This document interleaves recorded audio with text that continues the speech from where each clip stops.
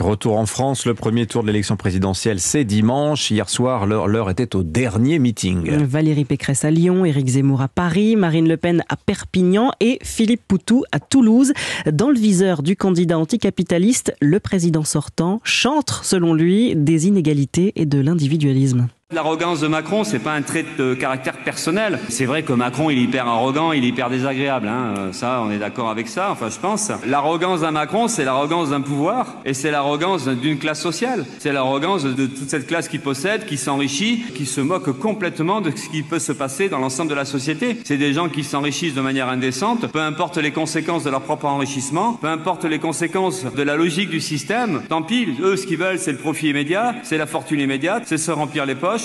Derrière, à côté, si c'est plus de chômage, plus de précarité, si c'est plus de bas salaires et si c'est plus de suppression d'emplois dans les services publics ou plus de licenciements dans les entreprises privées, peu importe. Parce qu'en fait, ils peuvent pas se contenter uniquement de nous écraser. C'est ça aussi la guerre de classe. C'est ils mènent une guerre contre nous pour l'appropriation des richesses, mais ils peuvent pas se contenter de faire ça. Il faut absolument aussi enrober tout ça de toute une théorie, de toute une explication comme quoi il n'y a pas le choix et qu'en fait, c'est pour le bien de la société, c'est pour le bien de tout le monde. Et finalement, il faut accepter les choses telles qu'elles sont. Philippe Poutou, candidat NPA à l'élection présidentielle.